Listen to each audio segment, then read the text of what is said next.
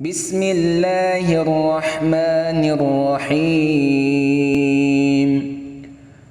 تبارك الذي بيده الملك وهو على كل شيء قدير الذي خلق الموت والحياة ليبلوكم أيكم أحسن عملا وهو العزيز الغفور الذي خلق 7 سماوات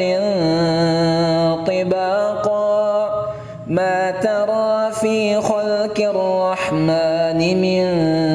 تفاوت فارجع البصر هل ترى من فطور ثم ارجع البصر كرتين ينقلب إليك البصر خاسئا وهو حسير ولقد زينا السماء الدنيا بمصابيح وجعلناها رجوما للشياطين وأعتدنا لهم عذاب السعير وللذين كفروا بربهم عذاب جهنم وبئس المصير إذا ألقوا فيها سمعوا لها شهيقا وهي تفور تكاد تميز من الغيظ كلما ألقي فيها فوج سألهم خزنتها ألم يأتكم نذير قالوا بلى قد جاءنا نذير فكذبنا وقلنا ما نزل الله من شيء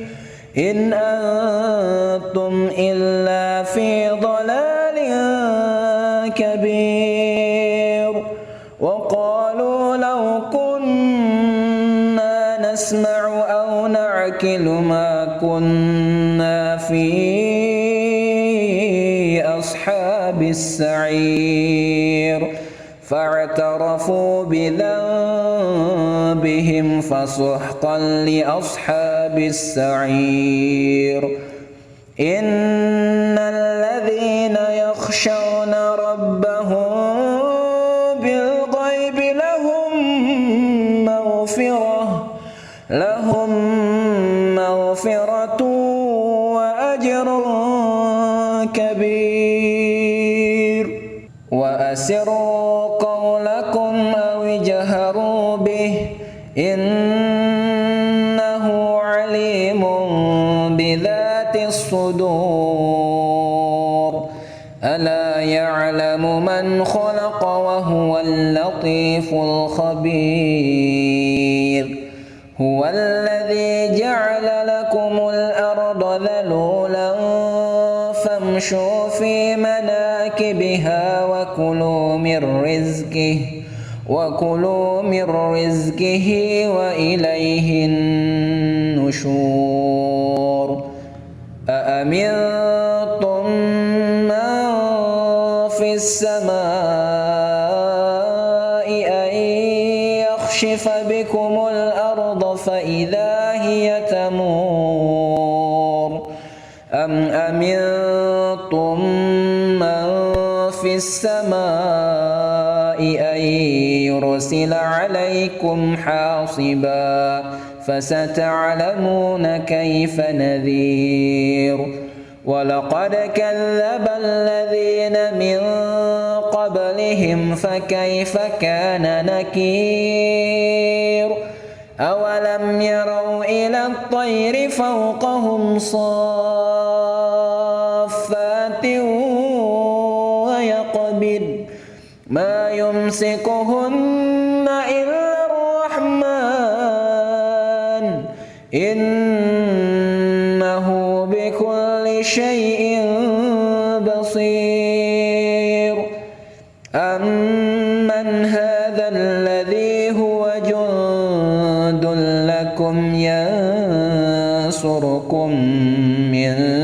دون الرحمن إن الكافرون إلا في غرور أمن هذا الذي يرزقكم إن أمسك رزقه بل لجوا في عتو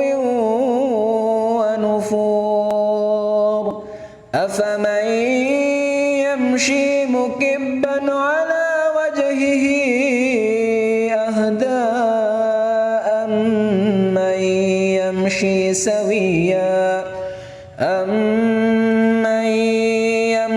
سويا على صراط مستقيم قل هو الذي أنشأكم وجعل لكم السمع والأبصار والأفئدة قليلا ما تشكرون قل هو الذي ذرأكم في الأرض وإليه تحشرون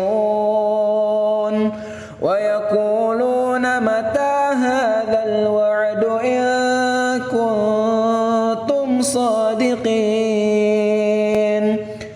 قل إنما العلم عند الله وإنما أنا نذير مبين فلما رأوه زلفة سيئت وجوه الذين كفروا وقيل هذا الذي كنتم به تدعون قل أرأيتم إن أهلكني الله ومن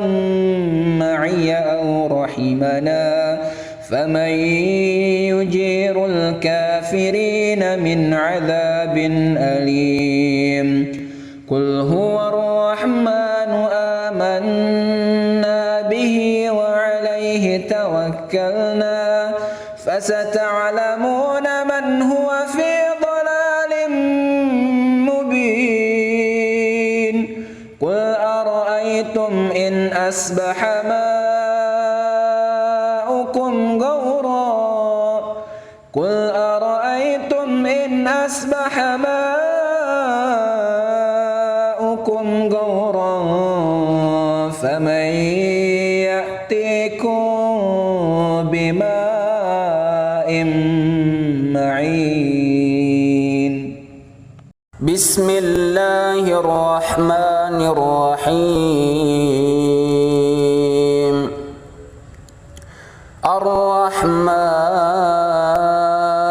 الرحمن علم القرآن خلق الإنسان علمه البيان الشمس والقمر بحسبان والنجم والشجر يسجدان والسماء رفعها ووضع الميزان ألا تطغوا في الميزان وأقيموا الوزن بالقسط ولا تخسروا الميزان والأرض وضعها للأنام فيها فاكهة والنخل ذات الأكمام والحب ذو العصف والريحان فبأي آلاء ربكما تكذبان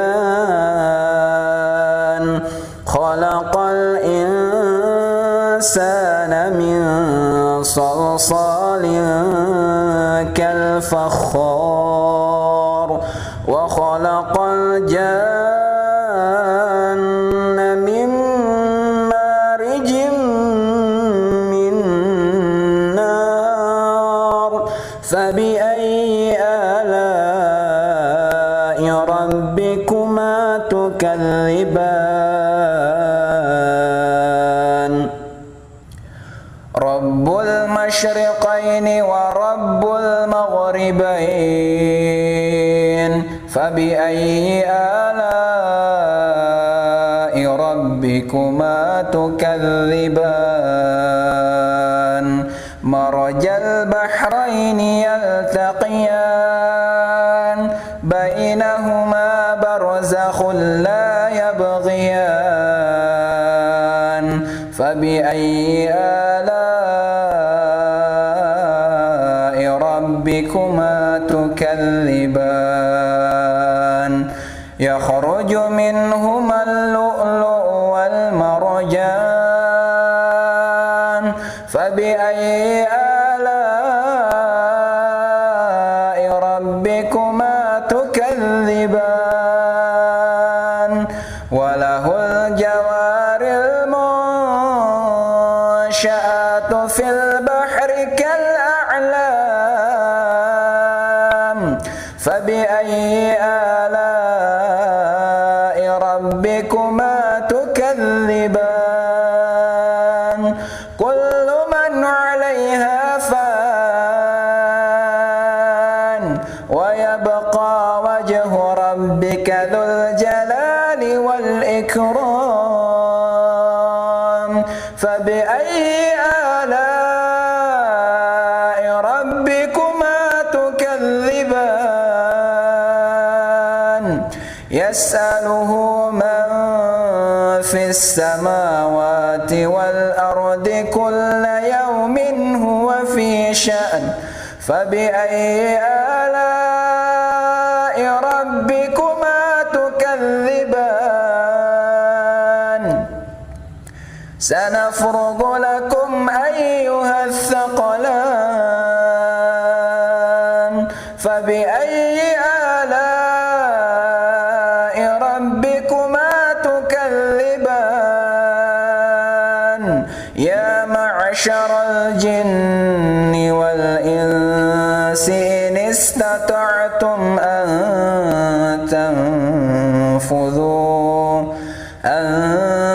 تنفذوا من أقطار السماوات والأرض فانفذوا لا تنفذون إلا بسلطان فبأي آلاء ربكما تكذبان يرسل عليكما شواظ من نار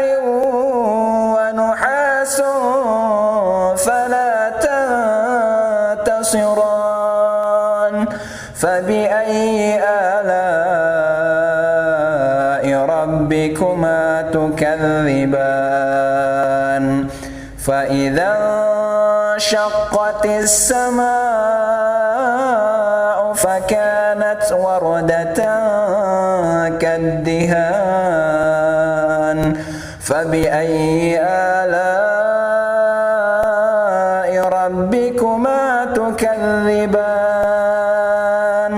فيومئذ لا يسأل عن ذنبه إنس ولا جان فبأي آلاء ربكما تكذبان يعرف المجرمون بسيماهم فيؤخذ بالنواصي والأقدام فبأي آلاء ربكما تكذبان هذه جهنم التي يكذب بها المجرمون يطوفون بينها وبين حميم آن فبأي آلاء ربكما تكذبان ولمن خاف مقام ربه جنتان فبأي آلاء ربكما تكذبان ذواتا أفنان فبأي آلاء ربكما تكذبان فيهما عينان تجريان فبأي آلاء ربكما تكذبان فيهما من كل فاكهة زوجان فبأي آلاء ربكما تكذبان متكئين على فرش بطائنها من استبرق وجنى الجنتين دان فبأي آلاء ربكما تكذبان فيهن قاصرات الطرف لم يطمثهن إنس قبلهم ولا جان فبأي آلاء ربكما تكذبان كأنهن الياقوت والمرجان فبأي آلاء ربكما تكذبان هل جزاء الإحسان إلا الإحسان فبأي آلاء ربكما تكذبان ومن دونهما جنتان فبأي آلاء ربكما تكذبان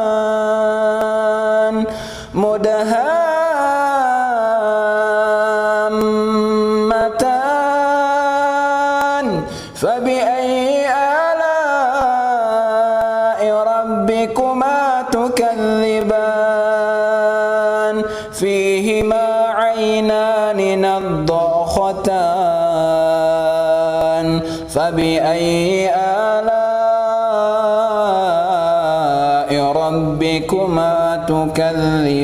تكذبان فيهما فاكهة ونخل ورمان فبأي آلاء ربكما تكذبان فيهن خيرات حسان فبأي آلاء ربكما تكذبان حور مقصورات في الخيام فبأي آلاء ربكما تكذبان لم يطمثهن إنس قبلهم ولا جان فبأي آلاء ربكما تكذبان متكئين على رفرف وزخرف خضر وأبقري حسان فبأي آلاء ربكما تكذبان تبارك اسم ربك ذي الجلال والإكرام.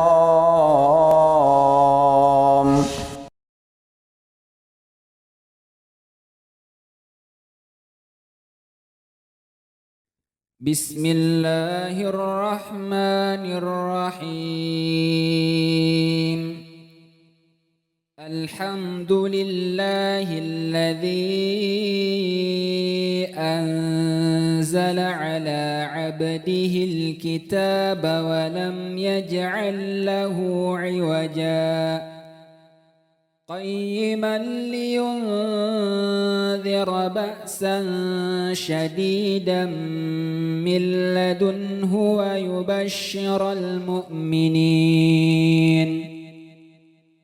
ويبشر المؤمنين الذين يعملون الصالحات أن لهم أجرا حسنا ماكثين فيه أبدا وينذر الذين قالوا اتخذ الله ولدا ما لهم به من علم ولا لآبائهم كبرت كلمة تخرج من أفواههم إن يقولون إلا كذبا فلعلك باخئ نفسك على آثارهم إن لم يؤمنوا بهذا الحديث أسفا إنا جعلنا ما على الأرض زينة لها لنبلوهم أيهم أحسن عملا وإنا لجاعلون ما عليها صعيدا جرزا أم حسبت أن أصحاب الكهف والرقيم كانوا من آياتنا عجبا إذ أوى الفتية إلى الكهف فقالوا ربنا آتنا من لدنك رحمة وهيئ لنا من أمرنا رشدا فضربنا على آذانهم في الكهف سنين عددا ثم بعثناهم لنعلم أي الحزبين أحصى لما لبثوا أمدا نحن نقص عليك نبأهم بالحق إنهم فتية آمنوا بربهم وزدناهم هدى وربطنا على قلوبهم إذ قاموا فقالوا ربنا رب السماوات والأرض لن ندعو من دونه إلها لقد قلنا إذا شططا هؤلاء قوم اتخذوا من دونه آلهة لولا يأتون عليهم بسلطان بين فمن أظلم ممن افترى على الله كذبا وإذ اعتزلتموهم وما يعبدون إلا الله فأووا إلى الكهف ينشر لكم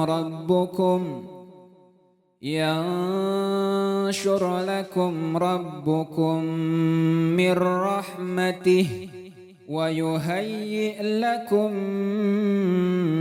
من أمركم مرفقا وترى الشمس إذا طلعت تزاور عن كهفهم ذات اليمين وإذا غربت تقرضهم ذات الشمال وهم في فجوة منه ذلك من آيات الله من يهد الله فهو المهتد ومن يضلل فلن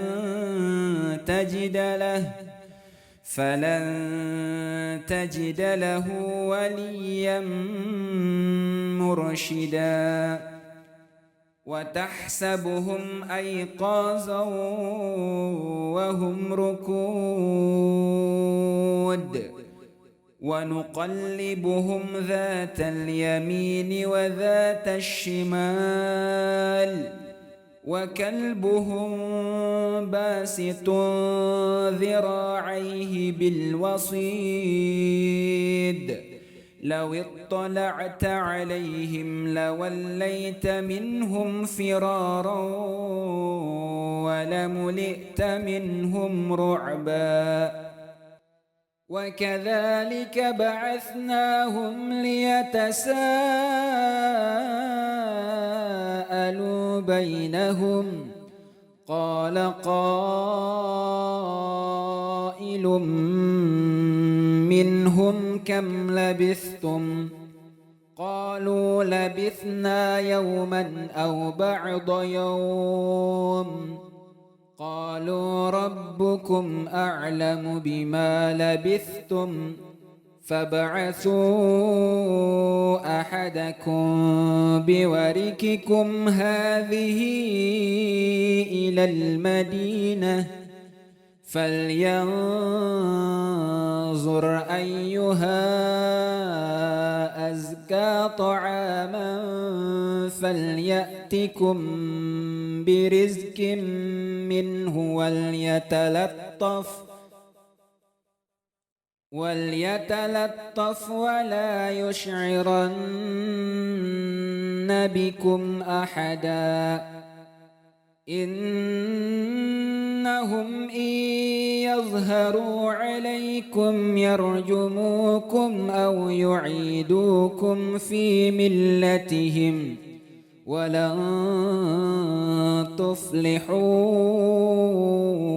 إذن أبدا وكذلك أعثرنا عليهم ليعلموا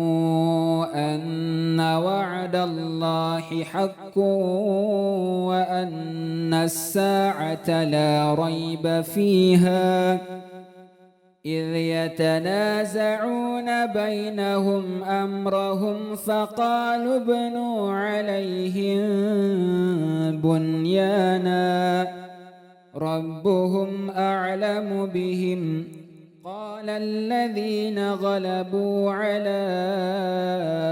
أمرهم لنتخذن عليهم مسجدا سيقولون ثلاثة رابعهم كلبهم ويقولون خمسة سادسهم كلبهم رجما بالغيب ويقولون سبعة وثامنهم كلبهم قل ربي أعلم بعدتهم ما يعلمهم إلا قليل فلا تمار فيهم إلا مراء ظاهرا ولا تستفت فيهم منهم أحدا ولا تقولن لشيء إني فاعل ذلك غدا إلا أن يشاء الله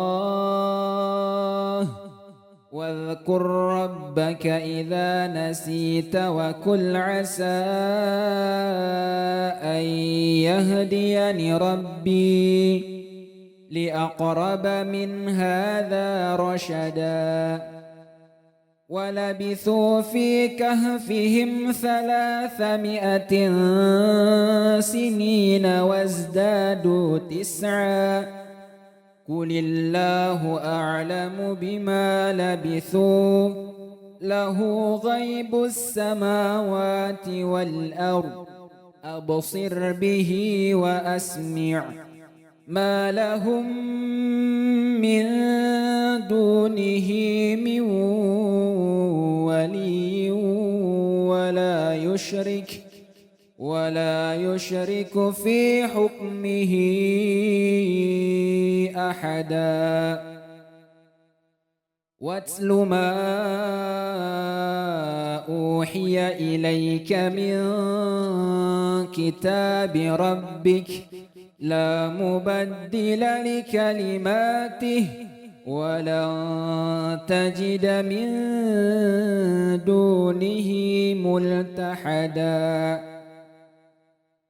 واصبر نفسك مع الذين يدعون ربهم بالغداة والعشي يريدون وجهه ولا تعد عيناك عنهم تريد زينة الحياة الدنيا ولا تطع من أغفلنا قلبه عن ذكرنا واتبع هواه وكان أمره فرطا وقل الحق من ربكم فمن شاء فليؤمن ومن شاء فليكفر إنا أعتدنا للظالمين نارا أحاط بهم سرادقها وإن يستغيثوا يغاثوا بماء كالمهل يشوي الوجوه بئس الشراب وساءت مرتفقا إن الذين آمنوا وعملوا الصالحات إنا لا نضيع أجر من أحسن عملا أولئك لهم جنات عدن تجري من تحتهم الأنهار يحلون فيها من أساور من ذهب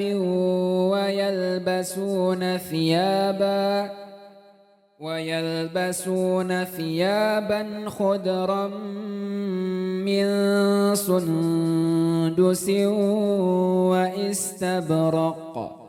متكئين فيها على الأرائك نعم الثواب وحسنت مرتفقا واضرب لهم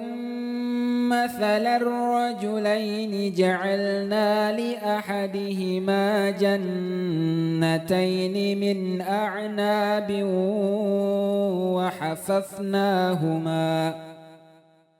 وحففناهما بنخل وجعلنا بينهما زرعا كلتا الجنتين آتت أكلها ولم تظلم منه شيئا وفجرنا خلالهما نهرا وكان له ثمر فقال لصاحبه وهو يحاوره أنا أكثر منك مالا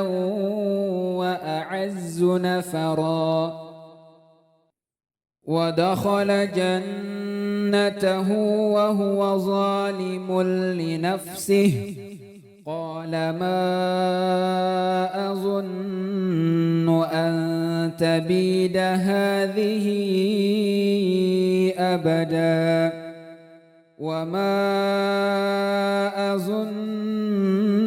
الساعة قائمة ولئن رددت إلى ربي لأجدن خيرا منها منقلبا قال له صاحبه وهو يحاوره أكفرت بالذي خلقك من تراب ثم من نطفة ثم سواك رجلا لكن هو الله ربي ولا أشرك بربي أحدا ولولا إذ دخلت جنتك قلت ما شاء الله لا قوة إلا بالله إن ترني أنا أقل منك مالا وولدا فعسى ربي أن يؤتيني خيرا من جنتك ويرسل عليها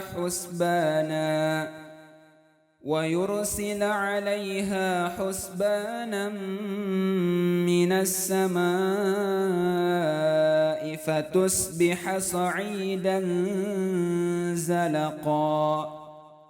أو يصبح ماؤها غورا فلن تستطيع له طلبا وأحيط بثمره فأصبح يقلب كفيه على ما أنفق فيها وهي خاوية على عروشها ويقول يا ليتني لم أشرك بربي أحدا ولم تكن له فئة ينصرونه من دون الله وما كان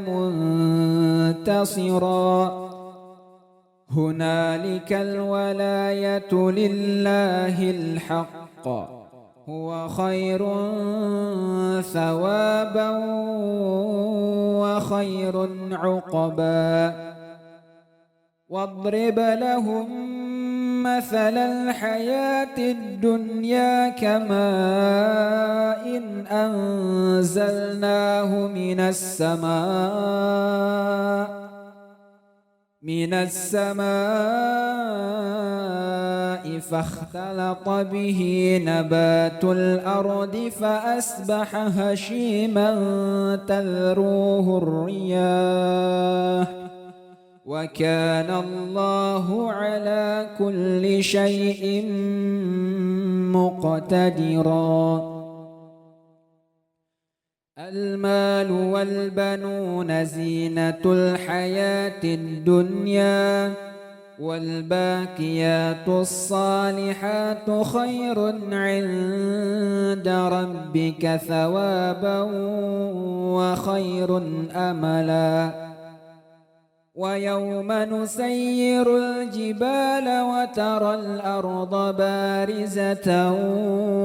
وحشرناهم فلم نغادر منهم أحدا وعرضوا على ربك صفا لقد جئتمونا كما خلقناكم أول مرة بل زعمتم أن لن نجعل لكم موعدا ووضي الكتاب فترى المجرمين مشفكين مما فيه ويقولون يا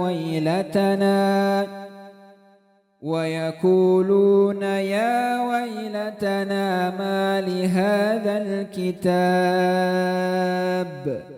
لا يغادر صغيرة ولا كبيرة إلا أحصاها ووجدوا ما عملوا حاضرا ولا يظلم ربك أحدا وإذ قلنا للملائكة اسجدوا لآدم فسجدوا إلا إبليس كان من الجن ففسق عن أمر ربه أفتتخذونه وذريته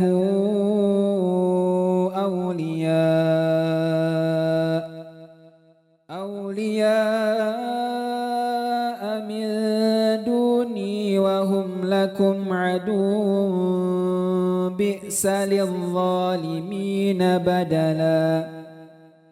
ما أشهدتهم خلق السماوات والأرض ولا خلق أنفسهم وما كنت متخذ المضلين عددا ويوم يقول نادوا شركائي الذين زعمتم فدعوهم فلم يستجيبوا لهم وجعلنا بينهم موبقا ورأى المجرمون النار فظنوا أنهم مواقعوها ولم يجدوا عنها مصرفا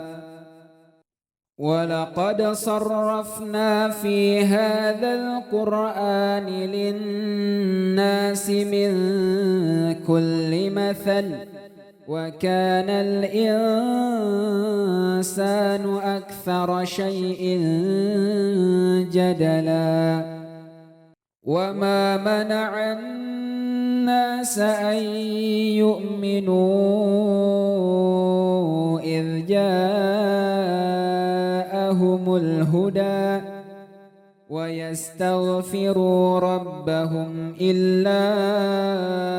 أن تأتيهم سنة الأولين أو يأتيهم العذاب كبلا وما نرسل المرسلين إلا مبشرين ومنذرين ويجادل الذين كفروا بالباطل ليدحضوا به الحق واتخذوا آياتي وما أنذروا هزوا ومن أظلم ممن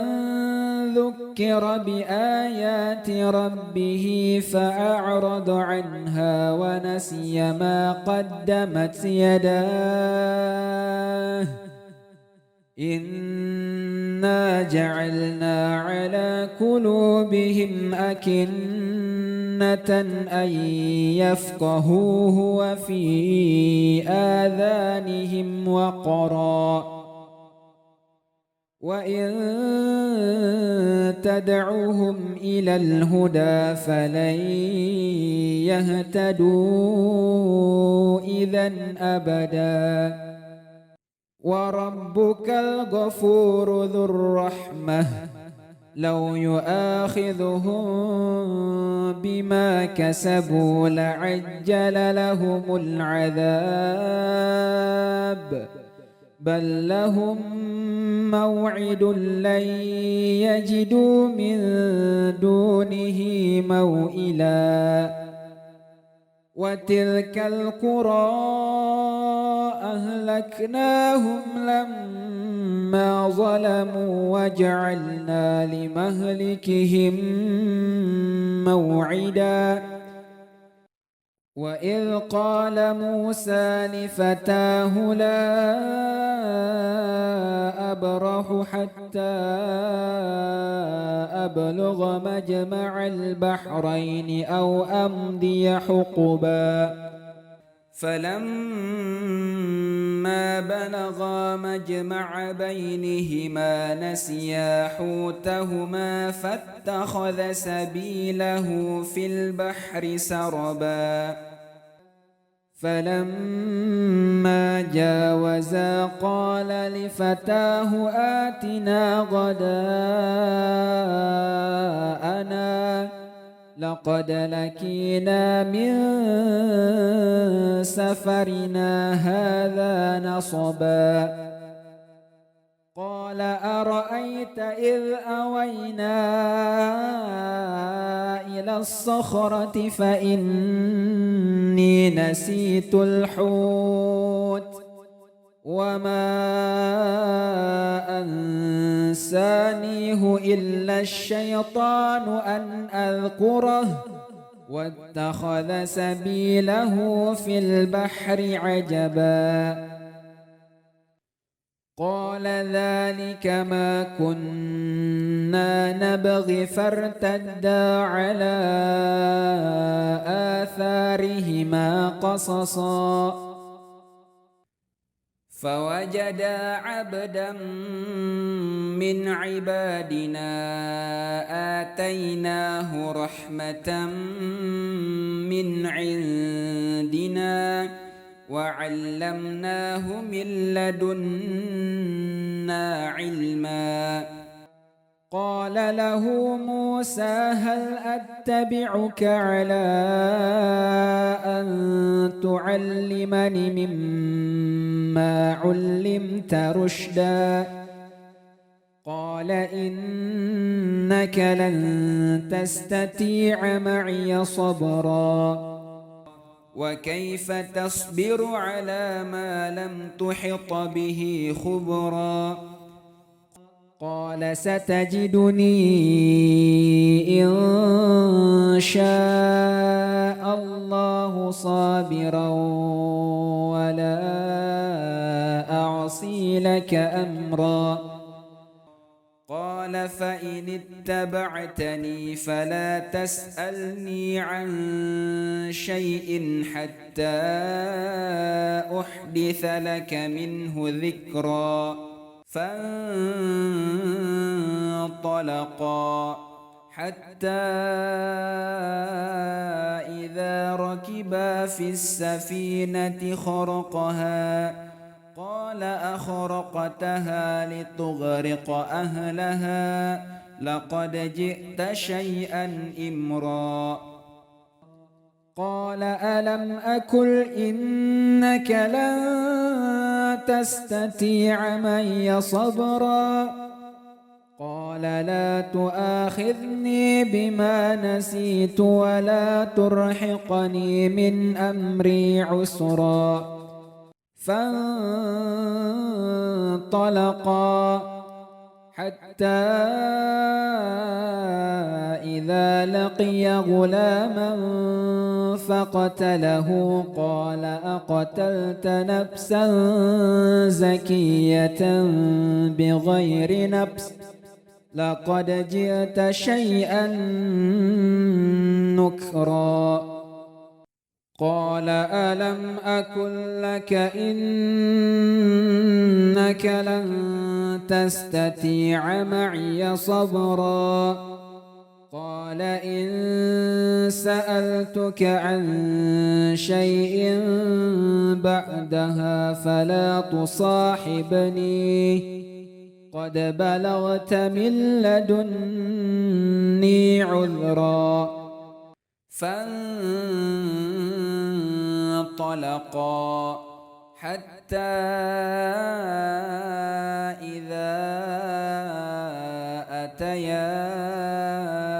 أهل قرية استطعما أهلها فأبوا أن يضيفوهما فوجدا فيها جدارا يريد أن ينقض فأقامه قال لو شئت لاتخذت عليه أجرا قال هذا فراق بيني وبينك سأنبئك بتأويل ما لم تستطع عليه صبرا أما السفينة فكانت لمساكين يعملون في البحر فأردت أن أعيبها وكان وراءهم ملك يأخذ كل سفينة غصبا وأما الغلام فكان أبواه مؤمنين فخشينا أن يرهقهما طغيانا وكفرا فأردنا أن يبدلهما ربهما خيرا منه زكاة وأقرب رحما وأما الجدار فكان لغلامين يتيمين في المدينة وكان تحته كنز لهما وكان أبوهما صالحا فأراد ربك أن يبلغا أشدهما ويستخرجا كنزهما رحمة من ربك وما فعلته عن أمري ذلك تأويل ما لم تستطع عليه صبرا ويسألونك عن ذي القرنين قل سأتلو عليكم منه ذكرا إنا مكنا له في الأرض وآتيناه من كل شيء سببا فأتبع سببا حتى إذا بلغ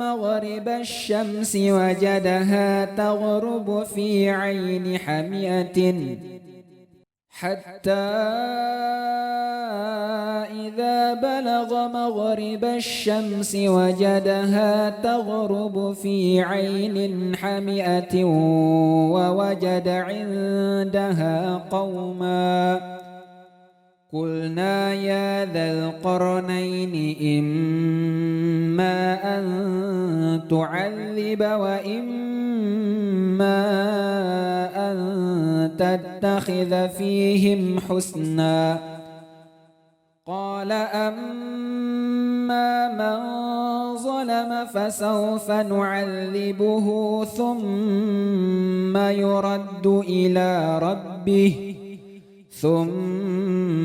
يرد إلى ربه فيعذبه عذابا نكرا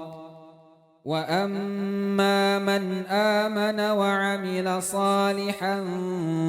فله جزاء الحسنى وسنقول له من أمرنا يسرا ثم أتبع سببا حتى إذا بلغ مطلع الشمس وجدها تطلع على قوم لم نجعل لهم من دونها سترا كذلك وقد أحطنا بما لديه خبرا ثم أتبع سببا حتى إذا بلغ بين السدين وجد من دونهما قوما لا يكادون يفقهون قولا قالوا يا ذا القرنين إن يأجوج ومأجوج مفسدون في الأرض فهل نجعل لك خرجا على أن تجعل بيننا وبينهم سدا قال ما مكني فيه ربي خير فأعينوني بقوة أجعل بينكم وبينهم ردما آتوني زبر الحديد حتى إذا ساوى بين الصدفين قال انفخوا حتى إذا جعله نارا قال آتوني أفرغ عليه قطرا فما استطاعوا أن يزهروه وما استطاعوا له نقبا قال هذا رحمة من ربي فإذا جاء وعد ربي جعله دكا وكان وعد ربي حقا وتركنا بعضهم يومئذ يموج في بعد ونفخ في الصور فجمعناهم جمعا وعرضنا جهنم يومئذ للكافرين عرضا الذين كانت أعينهم في غطاء عن ذكري وكانوا لا يستطيعون سمعا أفحسب الذين كفروا أن يتخذوا عبادي من دوني أولياء إنا أعتدنا جهنم للكافرين نزلا قل هل ننبئكم بالأخسرين أعمالا الذين ضل سعيهم في الحياة الدنيا وهم يحسبون أنهم يحسنون صنعا أولئك الذين كفروا بآيات ربهم ولقائه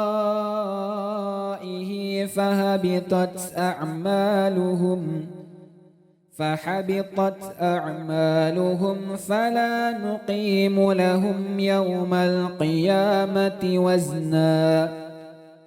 ذلك جزاؤهم جهنم بما كفروا واتخذوا آياتي ورسلي هزوا إن الذين آمنوا وعملوا الصالحات كانت لهم جنات الفردوس نزلا خالدين فيها لا يبغون عنها حولا قل لو كان البحر مدادا لكلمات ربي لنفد البحر قبل أن تنفد كلمات ربي ولو جئنا بمثله مددا قل إنما أنا بشر مثلكم يوحى إلي أنما إلهكم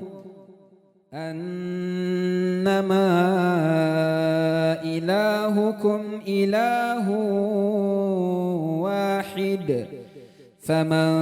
كان يرجو لقاء ربه فليعمل عملا صالحا ولا يشرك بعبادة ربه أحدا